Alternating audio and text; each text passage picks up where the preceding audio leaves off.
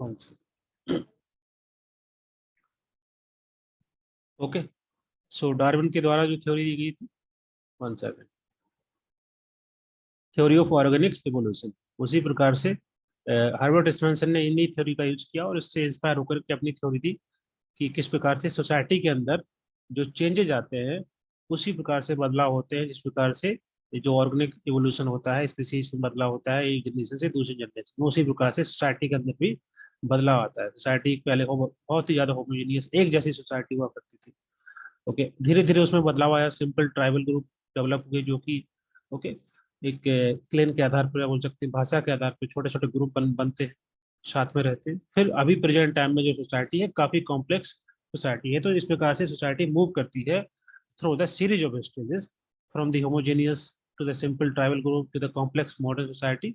ये यहाँ पर इनके द्वारा बताया गया कि जैसे ऑर्गेनिक इवोल्यूशन होता है इसी प्रकार से सोशल एवोल्यूशन होता है, सोसाइटी भी आगे बढ़ती है, ओके इवॉल्व करती है। तो इस कंसेप्ट को माना जाता है सोशल डार्विनिज्म। सो ये हम लोग डिस्कस कर चुके थे। अगस्टस कॉम्टे के द्वारा लॉ ऑफ थ्री स्टेजेस दिए गए कि किस प्रकार से कोई सोसाइटी तीन स्टेज में पास होती है, थियोलॉजिकल स्टेज, मेटाफिजिकल स्टेज और पॉजिटिव या साइंटिफिक स्टेज। अब कार्ल मार्क्स के द्वारा जो थ्योरी दी गई थी dialectic theory of social change, okay ये इनके द्वारा दिया गया था। इसमें मैंने बताया था कि डायलेक्टिक का मतलब होता है कि ऐसा प्रोसेस जिससे हम बदलाव को डिस्क्राइब करते हैं, एक्सप्लेन करते हैं कि बदलाव किस प्रकार से हो रहा है, जहाँ पर डिफरेंट स्टेज में चेंजेस होता है सोसाइटी के अंदर।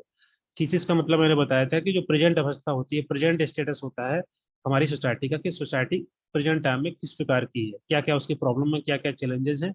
ओके, और एंटीथीसिस का मतलब होता है कि जो मैकेनिज्म फॉर चेंज, जस्ट इसका अपोजिशन काइंड ऑफ कि जो कुछ इसमें गड़बड़ी है, कुछ खराबी है, उसमें बदलाव करना, उसको बेहतर करना, वो उसका जस्ट अपोजिट होगा।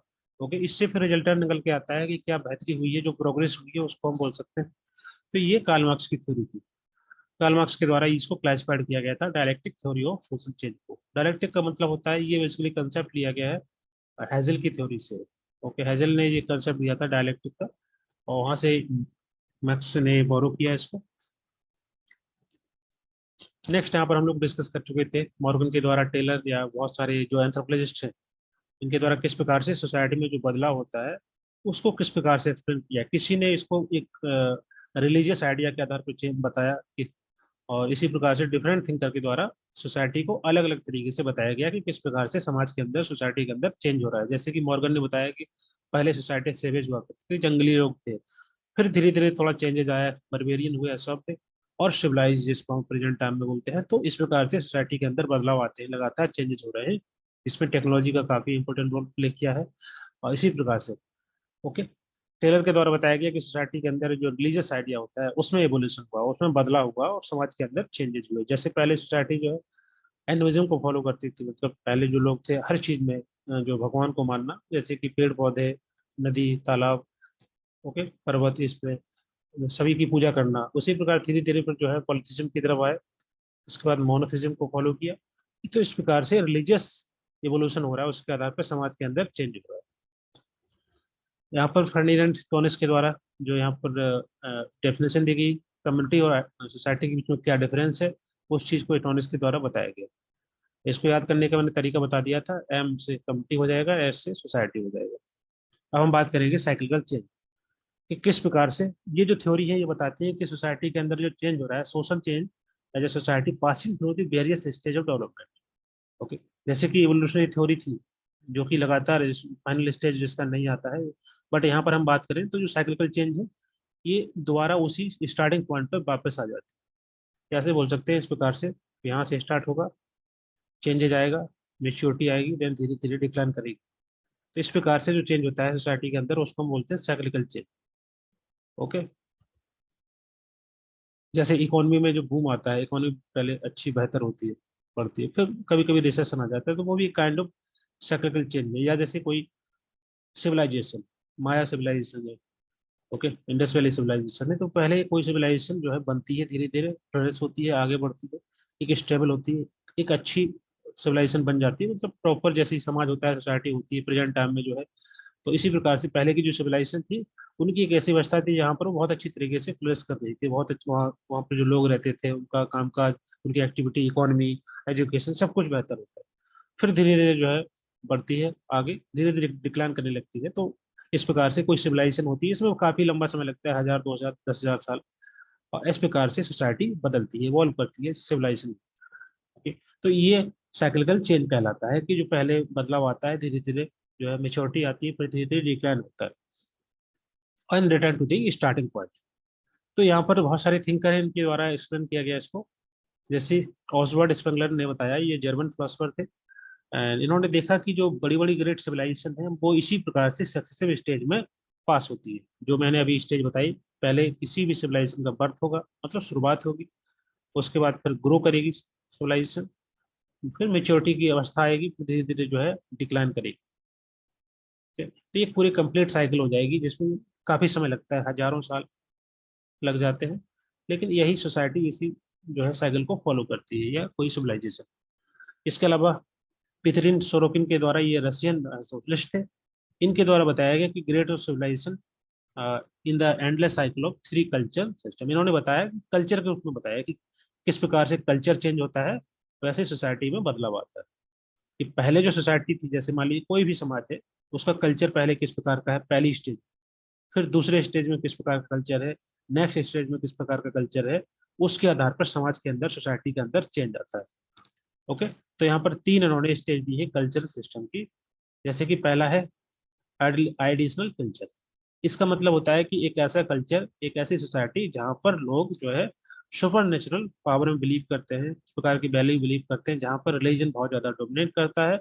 और कोई भी घटना घट जाए, किसी प्रकार का नेचुरल फिनोमेना हो, उसमें ऐसा माना जाता है कि जो है this is the act of God, that is the act of some supernatural power, कोई डिवाइन पावर है, उसके माध्यम से हो रहा है। तो मतलब जीवन में, लाइफ में जो कुछ हो रहा होता है, उसको हमेशा इस चीज से जोड़ करके देखते हैं कि उसके पीछे कोई ना कोई डिवाइन पावर या सुपर नेचुरल पावर। ये तो वो एक आइडिशनल कल्चर कहलाता है। शुरुआत में जब कोई सिविलाइजेशन, कोई भी जो सोसाइटी पहली स्टेज में जब होती है, तो वहां पर रिलीजन बहुत ज्यादा प्रेवलेंट होता है, और जो सुपर नेचुरल बिलीव्स होते हैं, वैल्यूज होते हैं, उनको लोग ज्यादा फॉलो करते हैं। फिर धीरे धीरे आइडियलिस्टिक कल्चर डेवलप होता है सोसाइटी में, जब सोसाइटी थोड़ा और इवॉल्व करती है, एक मिच्योरिटी की स्टेज में आती है, ग्रो करती है, तो जहां पर लोग जो है सुपर नेचुरल बिलीफ के साथ साथ एक उनके अंदर साइंटिफिक टेम्परामेंट भी डेवलप होने लगता है, एक रैशनैलिटी भी डेवलप होने लगती है, चीजों को सही तरीके से देखना, रैशनैलिटी देखना, क्या सही है क्या गलत है। और साथ साथ सुपर नेचुरल बिलीफ भी होते हैं। जैसे प्रेजेंट टाइम में हम बोल सकते हैं कि ये स्टेज जो है अभी है।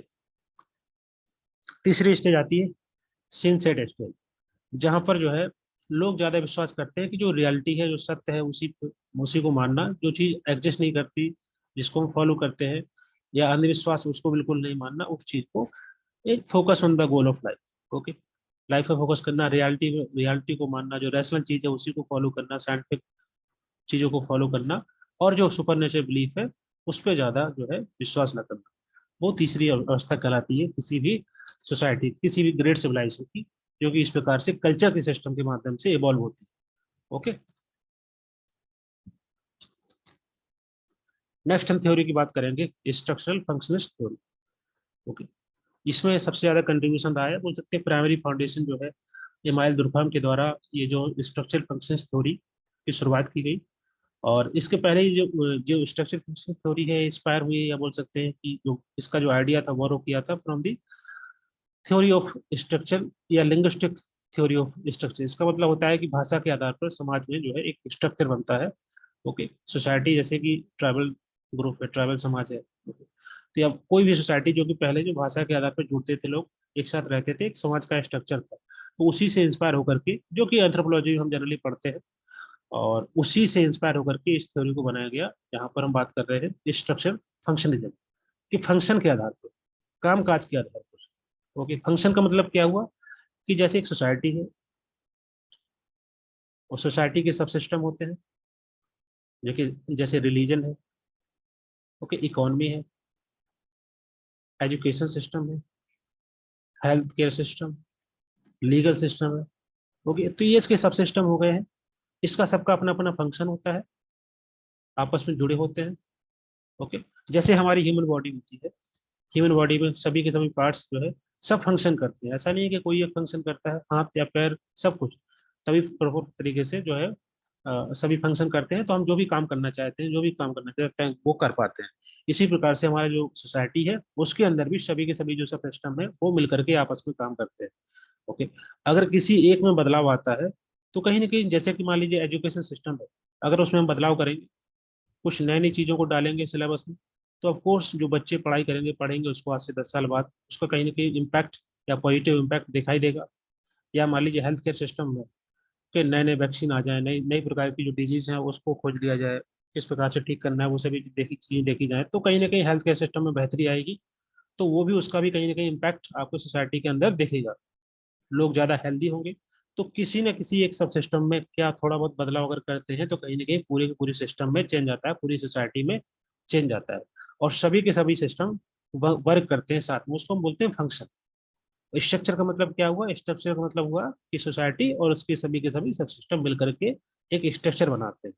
तो यहाँ पर ये बोलते हैं कि कोई एक इंडिविजुअल पर्सन जो है वो उसकी जो डिमांड है, उसकी जो नीड है पूरी नहीं कर सकता खुद ही, क्योंकि सभी के सब एक इंडिविजुअल परफेक्ट नहीं होता है, बोल सकते हैं हर काम नहीं कर सकता है, उसके पास हर एक स्किल्स नहीं होती। ओके, जैसे किसी कंपनी के अंदर बहुत सारे एम्प्लॉय होते हैं, बहुत सारे डिपार्टमेंट होते हैं। तो कुछ एम्प्लॉय होते हैं एक डिपार्टमेंट में होंगे, उनका एक्सपर्टाइज स्किल्स एक पर्टिकुलर काम के लिए होती है। इसी प्रकार से दूसरा डिपार्टमेंट होता है, उसमें कुछ लोग होते हैं उनका जो एक्सपर्टाइज होता है जो काम करने का वो दूसरा स्किल्स होता है उनमें। तो इस प्रकार से हर एक इंसान के पास सब कुछ सब स्किल्स नहीं होती है। सभी के सभी लोग जो कि सोसाइटी के अंदर है, ओके, वो मिलकर के काम करते हैं और दूसरे की जो नीड्स हैं, एक दूसरे की जो नीड्स हैं उसका पूरा करते हैं। ओके, तो इनमें किसी प्रकार का अगर चेंज आएगा तो कहीं ना कहीं पूरे सिस्टम में पूरे स्ट्रक्चर में बदलाव आता है। तो ये थ्योरी दी गई है, इसको बोलते हैं स्ट्रक्चर फंक्शनलिस्ट थ्योरी। जैसे फॉर एग्जाम्पल रिलीजन का काम क्या होता है कि सोसाइटी के अंदर जो है सोशल फैब्रिक को स्ट्रॉन्ग करना, सोशल हार्मनी को बढ़ाना, ओके, सोशल इंटीग्रेशन को बढ़ाना। इसी प्रकार से एजुकेशन का काम क्या होता है? शिक्षा देना, लोगों को स्किल्स प्रोवाइड कराना, नॉलेज प्रोवाइड कराना। इसी प्रकार से जितने भी जो सब सिस्टम है सोसाइटी के, religion religion school, health care system, legal system, यही जो है लोगों के बिहेवियर को डिटरमाइन करते हैं कि किस प्रकार का लोगों का बिहेवियर होगा या सोशल बिहेवियर होगा, सोसाइटी का कैसा बिहेवियर होगा। ओके, किस प्रकार की सोसाइटी होगी। अगर इनमें कुछ ना कुछ चेंजेस आएगा, इनके फंक्शन में कुछ चेंज आएगा, तो कहीं ना कहीं सोसाइटी में भी बदलाव आता है। तो सोसाइटी में बदलाव कैसे आ रहा है? जब सब सिस्टम में चेंजेज आते हैं किसी प्रकार के, तो कहीं ना कहीं पूरी सोसाइटी बदलती है। तो ये थ्योरी है सोशल चेंज की, इसको बोला गया है स्ट्रक्चरल फंक्शनलिस्ट थ्योरी। कि सोसाइटी के जो स्ट्रक्चर में अगर किसी प्रकार के उसके फंक्शन में, उसके कामकाज में जो बदलाव आता है तो उसका इम्पैक्ट पूरा का पूरा सिस्टम पे पड़ता है और इस प्रकार से सोसाइटी बदलती है। ओके, नेक्स्ट यहाँ पर लीनियर थ्योरी है। Okay, linear theory state that change take place in a linear manner. इसका मतलब है किसी एक डायरेक्शन में इस प्रकार से बदलाव हो रहा है। Okay, and direction of social change is from worst to better, मतलब कि या तो बहुत ही खराब से जो खराब स्थिति होती है बेहतर स्थिति होती है उसमें इस प्रकार से बदलाव आता है, या सिंपल से कॉम्प्लेक्स या बैकवर्ड से मॉडर्न, वो आपका लीनियर थ्योरी कहलाता है। ओके, जहां पर जो बदलाव आ रहा है, सोशल चेंज हो रहा है, वो एक लीनियर डायरेक्शन में हो रहा है। Okay, so according to this theory social change is evolutionary and it's always towards the better way of until perfection. इसका मतलब है कि ये जो थ्योरी बताती है लीनियर थ्योरी, कि समाज के अंदर जो बदलाव आ रहा है वो लीनियर फॉर्म में हो रहा है और हमेशा ही अच्छे की तरफ जाता है। अगर पहले जो स्थिति बेहतर नहीं है, खराब है, तो बेहतर आएगा, मतलब बेटर आएगा। सिंपल सोसाइटी होती तो कॉम्प्लेक्स सोसाइटी डेवलप होती है जैसे प्रेजेंट टाइम में है। ओके, बैकवर्डनेस होगा तो इससे बेहतरी आएगी मॉडर्न, जो से प्रेजेंट टाइम में है। तो इस प्रकार से लीनियर मोशन में जो है सोसाइटी का बदलाव हो रहा है, सोशल चेंज हो रहा है। नेक्स्ट है modernization theory. Okay, modernization theory को बोल सकते हैं कि जो लीनियर थ्योरी है, इवोल्यूशनरी थ्योरी है, उसी का एक्सटेंशन है। इसको समझ लेते हैं, एग्जाम में यहाँ से क्वेश्चन आ सकता है। ओके, ये जो मॉडर्नाइजेशन थ्योरी बोलती है कि जो बदलाव हो रहा है, सोशल चेंज हो रहा है सोसाइटी के अंदर, social change that is happening in the society, तो ये बेसिकली जो हो रहा है एक्सपीरियंस किया जा रहा है थर्ड वर्ल्ड कंट्री के द्वारा। जैसे कि एशिया में स्पेशली इंडिया है, right? अफगानिस्तान है, पाकिस्तान है, जो थर्ड वर्ल्ड कंट्री है आसपास, उन्हीं के द्वारा ज्यादा सोशल चेंज है समाज के अंदर, उनके ज्यादा बदलाव आ रहा है। और वो बदलाव कैसे आ रहा है ये बताते हैं कि ये मॉडर्नाइज थ्योरी बोलती है कि जो थर्ड वर्ल्ड, जो फर्स्ट वर्ल्ड कंट्री है, जो वेस्टर्न वर्ल्ड है, ओके, उनको कॉपी करके, उनकी नकल करके, उनके जो वैल्यू है, उनका जो सिस्टम है, उनके जो एक्सपीरियंसेस है, उनके जो मॉडल है, उनको नकल करके, उनको कॉपी करके जो है जो बदलाव आ रहे हैं समाज के अंदर, थर्ड वर्ल्ड कंट्री के अंदर, you can take the example of India, उसको हम बोलेंगे मॉडर्नाइजेशन थ्योरी, जो बताती है कि समाज के अंदर बदलाव किस प्रकार से हो रहा है। तो समाज के अंदर चेंजेस हो रहे हैं कि हम कॉपी कर रहे हैं, नकल कर रहे हैं उनके वैल्यू को, जो फर्स्ट वर्ल्ड कंट्री है, ओके, जैसे यूएसए, यूरोपियन कंट्री है, यूएसए है, उनके अनुभव को, उनके मॉडल को, उनकी टेक्नोलॉजी को, राइट, उनके लाइफ स्टाइल को अडॉप्ट कर रहे हैं, उनके खान पान को, राइट, और जो ड्रेसिंग सेंस होता है पहनने का, ओके, ये सभी चीजें जो है कहीं ना कहीं हम उन्हीं की नकल कर रहे हैं। और उस चीज को आप अभी प्रेजेंट टाइम में देख भी सकते हैं। तो ये मॉडर्नाइजेशन थ्योरी कहलाती है, जिसको हम बोलते हैं। मॉडर्न का मतलब क्या होता है? मॉडर्न का मतलब होता है कि जनरली मॉडर्नाइजेशन तो स्टार्ट हुआ है वहीं से ना, यूके से। जब जो ब्रिटिशर्स थे इंडिया के अंदर आए, उन्होंने अपनी जो कल्चर था, अपनी लाइफस्टाइल थी, यहाँ पर आके उसको फैलाया, लोगों ने धीरे धीरे उसको अडॉप्ट किया। प्रेजेंट टाइम में बिकॉज ऑफ ग्लोबलाइजेशन सब कुछ जुड़ गया है, तो लोग जो है उनको लगता है कि उन जो वेस्टर्न वर्ल्ड है वो ज्यादा बेहतर है, लोग उसको कॉपी करते हैं, उनकी तरह नकल करते हैं, राइट। तो इसको हम बोलते हैं मॉडर्नाइजेशन थ्योरी। और ये जो प्रोसेस है कैसे पूरा होता है? थ्रू अडोप्टेशन, अडॉप्ट करते हैं हम, असमिलेट, या जैसे कि उनके साथ मिल जाना, ओके, इंटरलाइजिंग, चीज़ों को आत्मसात कर लेते हैं।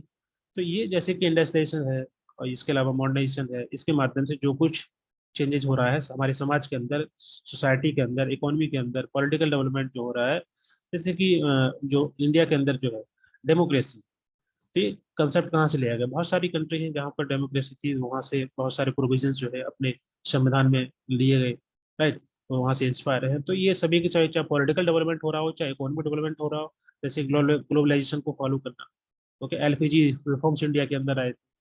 इसी प्रकार सोसाइटी के अंदर भी चेंज होता है, लोग दूसरी कंट्री के जो लाइफ स्टाइल है उसको अडॉप्ट कर रहे हैं, राइट। तो इस प्रकार से जो बेहतरी आ रही है समाज के अंदर, स्पेशली थर्ड वर्ल्ड कंट्री में, वो आ रही है because of we are imitating और we are copying the value of the first world country या मॉडर्न सोसाइटी। तो इसको बोलते हैं मॉडर्नाइजेशन थ्योरी। ओके, नेक्स्ट है post modern society. Post modern society को आप देख सकते हो, बहुत ज़्यादा डाइवर्स बोल सकते हैं सोसाइटी है, और प्लूरिस्टिक सोसाइटी। जैसे प्रेजेंट टाइम में अगर हम उसको इमेजिन करना चाहें मॉडर्न सोसाइटी को, तो प्रेजेंट टाइम में जो सोसाइटी है वो मॉडर्न पोस्ट मॉडर्न सोसाइटी कहलाएगी, इसको पीएमएस बोल सकते हैं। जैसे कि through the films, okay, video, TV, social media, website, इसके माध्यम से हम दुनिया में किसी से भी कहीं भी जुड़ सकते हैं। जैसे मान लीजिए किसी ने लाइव किया यूट्यूब पर या किसी इंस्टाग्राम पर, कहीं पर भी, तो कोई भी जुड़ सकता है अगर उससे वो कनेक्टेड होगा दुनिया में किसी भी जगह पर, बस इंटरनेट होना चाहिए। तो ये जो आइडिया है कि जहाँ पर जिस जिस सोसाइटी के अंदर जो बहुत सारे आइडिया, बहुत सारी वैल्यू उसको प्रमोट किया जाता है और लोग इजीली उससे कनेक्ट हो जाते हैं, तो ये बोल सकते हैं कि सोसाइटी कैसी, किस प्रकार की है? बहुत ही ज़्यादा प्लूरिस्टिक नेचर की सोसाइटी है। तो इसकी कुछ विशेषताएं हैं, जैसे कि end of colonial period. Of course colonial period तो खत्म हो ही गया है, पहले जो है इन्हीं का शासन है, बोल सकते हैं इन्हीं के पास ज़्यादा पावर थी। और अवेयरनेस ऑफ प्लूरिज्म, मतलब अनेकता की जो स्थिति है उसमें ज़्यादा अवेयरनेस हो गई, लोग उसको एक्सेप्ट करने लगे। पहले लोग उस चीज़ को एक्सेप्ट नहीं करते थे, उनको लगता है कि हमारी सोसाइटी है, ओके। और अभी क्या है कि पूरी की पूरी दुनिया जुड़ गई एक साथ, तो लोग एक दूसरे को एक्सेप्ट करना, दूसरे कल्चर को, दूसरे रिलीजन को, टॉलरेंस बढ़ गया थोड़ा इस चीज़ को लेकर के। तो एक प्लूरिस्टिक सोसाइटी डेवलप हुई। नेक्स्ट है historical and cultural conditioning of truth. Okay, जैसे कि पहले ऐसा माना जाता था, it's challenge the claim the particular way of thinking. पहले जैसे कि एक या दो आइडियोलॉजी है वही प्रेवलेंट करती थी। फॉर एग्जांपल जैसे कि ब्रिटिशर्स इंडिया के अंदर आए, तो ब्रिटिशर्स ने ये बोला कि इंडिया के अंदर हम लोग जो है अभी शासन कर रहे हैं बिकॉज हम लोग चाहते हैं कि इंडिया के अंदर जो सोसाइटी है, बहुत ही ज़्यादा बैकवर्ड सोसाइटी है, उसको हम जो है बेहतर बना रहे हैं, उसको मॉडर्न बना रहे हैं। तो ये इनका एक सोच थी, एक उनका एक बोल सकते हैं आइडियोलॉजी थी। तो इस आइडियोलॉजी को उन्होंने थोपने की कोशिश की पूरी दुनिया भर में, जहां जहां उन्होंने कॉलोनाइजेशन किया, कि वो जो जो व्हाइट पीपल हैं वो सुप्रीम है, और जो ब्लैक पीपल हैं उनको वो मॉडर्न कर रहे हैं, बेहतर कर रहे हैं। तो इस प्रकार की जो आइडियोलॉजी थी पहले वाली, वो खत्म हो गई। अब लोग जो है चाहे वो किसी भी कलर के हो, किसी भी कास्ट के हो, किसी भी आइडियोलॉजी के हो, लोग सबको एक्सेप्ट करते हैं, सबकी बात सुनते हैं, सबके जो आइडिया है, आइडियोलॉजी है, उसको एक्सेप्ट करते हैं। Reality as evolving, new discovery in the science endorse that the universe itself is the constantly changing reality। मतलब लगातार जो है बदलाव हो रहा है, चेंजेस हो रहे हैं, इसको आप जो है उस चीज को जो है यहाँ पर देखा जा रहा है। The new world world order, जैसे कि अभी पिछले 100 सालों में या 150 सालों में, स्पेशली जो वेस्टर्न वर्ल्ड था, वही ज्यादा सबसे मतलब सबसे वो माना जाता था कि उनकी हेजेमनी थी। ओके, क्योंकि जो बनाया गया कंसेप्ट फर्स्ट वर्ल्ड कंट्री का और थर्ड वर्ल्ड कंट्री का, तो ये किसके द्वारा बनाया गया? सॉरी, फर्स्ट वर्ल्ड कंट्री के द्वारा, जो वेस्टर्न वर्ल्ड है या यूएसए, उन्हीं के द्वारा बोला गया, क्योंकि जो अर्थ है वो तो गोल है ना, तो उसके लिए तो कोई थर्ड वर्ल्ड या फिर फर्स्ट वर्ल्ड नहीं होता है। ओके, तो ये जो कंसेप्ट है फर्स्ट वर्ल्ड का, थर्ड वर्ल्ड का, ये इन्हीं के द्वारा बनाया गया। ओके, तो ये जो न्यू ऑर्डर डेवलप हो रहा है धीरे धीरे, चाइना जो है इमर्ज कर रहा है, सुपर पावर बन रहा है, इंडिया भी जो है आगे बढ़ रहा है, तो इस प्रकार से जो वेस्टर्न कंट्री की जो हेजेमनी थी, ओके, वो धीरे धीरे खत्म हो रही है। एंड ग्लोबलाइजेशन, ग्लोबलाइजेशन तो ऑफकोर्स आप देख ही सकते हैं प्रेजेंट टाइम में। तो ये कुछ विशेषताएं हैं मॉडर्नाइजेशन की।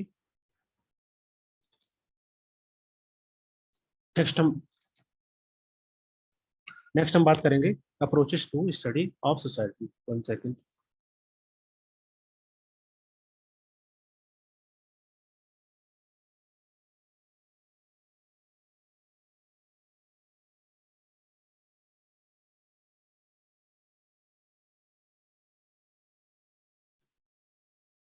ओके,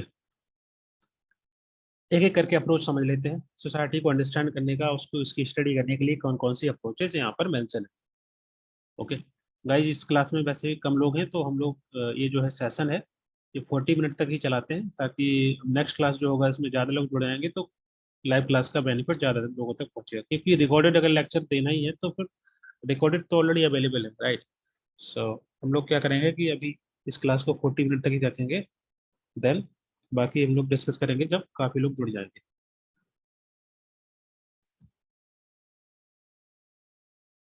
ओके, जैसे कि अभी मोनाली से मैम का नेटवर्क इशू है, सो इस प्रकार से जब ज़्यादा लोग रहेंगे तो उसको जो है हम लोग क्लास कर लेंगे लाइव।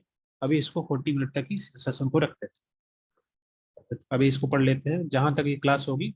ओके गाइज, तो अभी जो क्लास चल रहा है, जैसे ही एंड हो जाएगा अपने आप 40 मिनट के बाद, तो क्लास हम लोगों की वहाँ पर क्लोज हो जाएगी। ओके, बाकी हम लोग बाद में डिस्कस करेंगे जब क्लास होगी। तो अभी इसको डिस्कस कर लेते हैं। फंक्शनिस्ट अप्रोच। देखिए, ये जो फंक्शनिस्ट अप्रोच है, इसमें बहुत सारे जो थिंकर थे उनका कंट्रीब्यूशन है, जैसे कि हर्बर्ट स्पेंसर है, एमाल दुर्कheim है, टैलकॉट पार्सन, रॉबर्ट मेर्टन। इनके द्वारा जो है इस फंक्शनिस्ट थ्योरी में या अप्रोच में इनका कंट्रीब्यूशन रहा है, इन्होंने वर्क किया है। तो according to this theory, according to this approach, ऐसा माना जाता है कि जो सोसाइटी है, ये is the system of interconnected parts of the that work together in the harmony to maintain the state of balance and social equilibrium for the whole। इसका मतलब वही जो मैंने आपको बताया, कि जो फंक्शनिस्ट थ्योरी है, ये बताती है कि सोसाइटी के सभी एस्पेक्ट जो है डिपेंड होते हैं एक दूसरे के ऊपर, कि सबका कंट्रीब्यूशन कुछ ना कुछ होगा, तभी सोसाइटी के अंदर स्टेबिलिटी आएगी और सोसाइटी अच्छी तरीके से फंक्शन करेगी। जैसे कि सोसाइटी के अंदर क्या क्या होता है, गवर्नमेंट होती है, लॉ एंड ऑर्डर को मेंटेन करना, इकोनॉमी होती है, प्रोडक्शन करना। ओके, ताकि लोगों तक जो है सभी चीज़ें पहुंच पाएं। एजुकेशन का काम होता है स्किल्स प्रोवाइड कराना, नॉलेज देना, पढ़ाना बच्चों। फैमिली का काम होता है नर्चरिंग करना। ओके, रिप्रोडक्शन करना। मीडिया का काम होता है कि न्यूज़ लोगों तक पहुंचाना। रिलीजन का काम होता है कि जो है सोसाइटी के अंदर हार्मनी रखना। ओके, सोशल फैब्रिक को स्ट्रॉन्ग करना। तो सभी के सभी जितने भी एस्पेक्ट हैं हमारे सोसाइटी के, सब सिस्टम में सभी वर्क करते हैं, सभी कंट्रीब्यूट करते हैं एक दूसरे के साथ मिल करके, तो सोसाइटी के अंदर स्टेबिलिटी आती है, सभी फंक्शन करते हैं। ये फंक्शन थ्योरी है। Okay, together in the harmony, सभी के सभी फंक्शन करते हैं हार्मनी में, just to maintain the state of balance, और तभी हमारी सोसाइटी जो है बैलेंस होती है। ओके, जैसे कि मान लीजिए सोसाइटी के अंदर क्राइम है, तो क्राइम को रोकने के लिए गवर्नमेंट है, लॉ एंड ऑर्डर है, लॉ है, कानून बने हुए हैं, तो क्राइम को जो है वायलेंस को खत्म कर दिया जाएगा और सोसाइटी को स्टेबल करने की कोशिश की जाएगी। तो ये आपकी फंक्शनिस्ट अप्रोच हो गई। ओके, जैसे कि यहाँ पर वही चीज मेंशन है, मैंने बताया कि किस प्रकार से सभी की सभी संस्थाएं जो होती हैं समाज की, और किस प्रकार से कंट्रीब्यूट करती हैं सोसाइटी के फंक्शन को करने के लिए। जैसे फैमिली का काम होता है कि reproduction, nurturing, socialization of children, बच्चों की टेक केयर करना, उनको पढ़ाना, उनके प्रॉपर सोशलाइजेशन करना। इसी प्रकार से education, politics, polity and economy और रिलीजन, सबका अपना अपना फंक्शन होता है, और सभी मिलकर के वर्क करते हैं सोसाइटी को बेहतर बनाने में, उसको इक्विलिब्रियम में लाने के लिए, स्टेबल करने के लिए। ओके, और फंक्शंस के द्वारा दो टर्म यूज किए गए, एक फंक्शनल, एक होता है डिसफंक्शनल। इसके माध्यम से बताया कि किस प्रकार से सोसाइटी के अंदर जो सोशल एलिमेंट होते हैं वो अफेक्ट होते हैं। ओके, फंक्शन का मतलब होता है कि सोशल जो स्टेबिलिटी है। ओके, तो वो सभी एलिमेंट जो कि इस चीज को कंट्रीब्यूट करते हैं कि समाज के अंदर, सोसाइटी के अंदर स्टेबिलिटी कैसी रहे। जैसे रिलीजन है, और रिलीजन का काम होता है कि सोसाइटी में हार्मनी मेंटेन करना, तो ये एलिमेंट जो कैसा होगा, ये फंक्शनल एलिमेंट होगा। एजुकेशन है, कैसा एलिमेंट है, ये काइंड ऑफ फंक्शनल एलिमेंट है, जिसके माध्यम से सोसाइटी के अंदर स्किल्स दी जाती है, नॉलेज दिया जाता है लोगों को, सोसाइटी स्टेबल होती है, इक्विलिब्रियम में आती है। और कुछ ऐसे फंक्शन, कुछ जिसको हम बोलते हैं डिसफंक्शन एलिमेंट, जिनका काम होता है कि सोसाइटी के अंदर जो है डिस्टर्ब करना, सोसाइटी की जो स्टेबिलिटी है, हार्मनी है, उसको डिस्टर्ब करना, उसको डिस्टर्बेंस करना। जैसे कि क्राइम है, वायलेंस है, कोई गलत काम करना है, जिससे समाज के अंदर जो है कहीं ना कहीं कुछ गड़बड़ी आए, एक अनस्टेबिलिटी डेवलप हो। ओके। लेकिन यहाँ पर कुछ थिंकर हैं, तो सोसाइटी दोनों हो सकती है, मतलब दोनों प्रकार के एस्पेक्ट हो सकते हैं, दोनों एलिमेंट हो सकते हैं, फंक्शनल भी हो सकते हैं और डिसफंक्शनल भी हो सकते हैं हमारे सोसाइटी के अंदर। ओके। जैसे क्राइम जो है वो डिसफंक्शनल है, क्योंकि क्राइम की वजह से समाज के अंदर वायलेंस होता है, right, loss of property, loss of kind of यानी फियर होता है, सोसाइटी सोसाइटी के अंदर वायलेंस होता है, क्राइम होता है, तो इसको डिसफंक्शनल माना गया है। लेकिन यहाँ पर कुछ ऐसे अदर फंक्शनिस्ट हैं, जैसे दुर्खाम में, इसके अलावा उनका ऐसा मानना है कि जो क्राइम है वो एक फंक्शनल एलिमेंट है। इसका मतलब क्या हुआ कि सोसाइटी में जो स्टेबिलिटी रहती है, या सोसाइटी इक्विलिब्रियम में रहती है बिकॉज ऑफ क्राइम। इनका मानना है कि क्राइम जो है सही चीज है, फंक्शनल फंक्शनल एस्पेक्ट है, फंक्शनल एलिमेंट है, क्योंकि अगर मान लीजिए सोसाइटी के अंदर क्राइम नहीं होगा, ओके, क्राइम होता है इसी वजह से, लोग जो है, लोगों के अंदर डर होता है कि जैसे मान लीजिए कोई कहीं जा रहा है तो उसको डर होगा कि शायद यहाँ पर कोई मेरा जो है पर्स चोरी न कर ले, मुझे कोई मार ना दे। ओके। क्राइम है तभी जो है पुलिस को बनाया गया है। ओके। वो जो उसका सोसाइटी के अंदर मतलब बोल सकते हैं हमारे समाज में जो पुलिस होती है, लॉ एंड ऑर्डर को बनाया गया है, कानून बनाए गए हैं। ओके। ताकि सोसाइटी हार्मनी में रहे। तो बिकॉज ऑफ क्राइम, अगर क्राइम होता ही नहीं तो इस सब की जरूरत नहीं पड़ती। तो ये यहाँ बोल रहे हैं कि जो जो क्राइम है, एस्पेक्ट है, एलिमेंट है, वो एक फंक्शनल की तरह काम करता है, क्योंकि इसी वजह से सोसाइटी के अंदर जो है ज्यादा अवेयरनेस होती है। लोग एक बताते हैं कि ये प्रॉब्लम है, यहाँ पर ये समस्या है, यहाँ पर क्राइम होता है, तो आपको इस प्रकार से अवेयर रहना है, सचेत रहना है।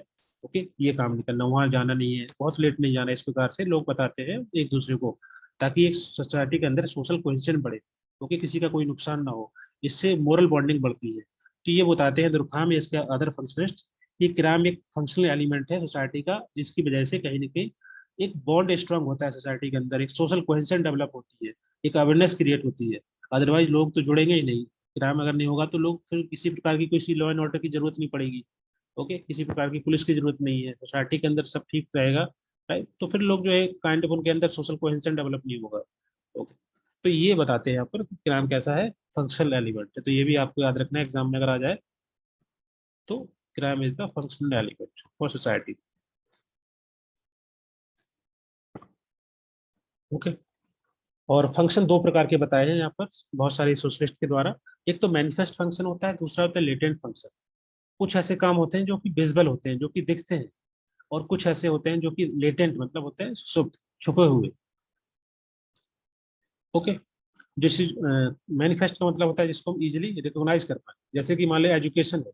अब हमको पता है कि एजुकेशन का काम क्या होता है, नॉलेज को ट्रांसफर करना, ट्रांसमिट करना, स्किल्स देना बच्चों को, यूथ को। ओके। और साथ ही साथ लेटेंट फंक्शन, जैसे फॉर एग्जांपल, अब ये जो प्राइमरी एजुकेशन सिस्टम है, जैसे कि आंगनवाड़ी है, तो वहाँ पर भी बच्चों की शिक्षा दी जाती है शुरुआत की। ओके, बेबी सिटिंग, इस प्रकार से। तो ये भी एजुकेशन का ही सिस्टम है, लेकिन इसको एजुकेशन में माना नहीं जाता, क्योंकि बच्चों को सब कुछ सिखाना, उनको सोशलाइज करना, वो भी तो एक एजुकेशन ही है ना। लेकिन जनरली इसको बेबी सिटिंग को एजुकेशन में एज ए फंक्शन कंसिडर नहीं किया जाता है। तो ये आपका लेटेंट फंक्शन कहलाएगा, जो कि सुषुप्त होता है, छुपा होता है, दैट इज अनइंटेंडेड, और you can say like often hidden. Okay, but ये भी एक एजुकेशन का ही सिस्टम है, एजुकेशन का ही पार्ट है। ओके। तो उसको बोलते हैं लेटेंट फंक्शन। दूसरा होता है मैनिफेस्ट फंक्शन, जो चीज हमको दिखती है, जिसको हम रिकॉग्नाइज कर सकते हैं, जिसको समझ सकते हैं। और लेटेंट का मतलब होता है जो चीज हिडन होती है, छुपी होती है। ओके। नेक्स्ट हम बात कर रहे हैं क्रिटिसिज्म ऑफ फंक्शनलिस्ट। इसको इसको क्रिटिसाइज क्यों किया गया? ओके। क्योंकि जो फंक्शनलिस्ट है, they are unable to explain the social change. उन्होंने समाज के अंदर जो बदलाव हुआ है उसको उसको एक्सप्लेन नहीं कर पाया, क्योंकि हमेशा बात करते हैं सोशल ऑर्डर की, सोसाइटी के अंदर सोशल ऑर्डर कैसे मेंटेन करना है, समाज को कैसे इक्विलिब्रियम में रखना है। ओके। उस चीज पर ज्यादा फोकस करते हैं। आई थिंक यहाँ पर क्लास एड होने वाला है, we have less than 1 minute. Okay. तो आगे हम लोग पढ़ लेंगे नेक्स्ट लेक्चर में। इसके अलावा ये जो फंक्शनिस्ट है हमेशा बात करते हैं कि समाज के अंदर जो बदलाव हो रहा है उस चीज को, ये बोलते हैं कि सोसाइटी के अंदर सोशल ऑर्डर मेंटेन होना चाहिए, सोसाइटी के अंदर इक्विलिब्रियम रहना चाहिए। तो इनका फोकस उस चीज पे रहता है। ओके। और functionalist has been criticised for downplaying the role of individuals. यहाँ पर इंडिविजुअल्स पे फोकस नहीं किया गया, यहाँ पर फोकस किया गया सब सिस्टम पर, कि जो सोसाइटी के सब सिस्टम है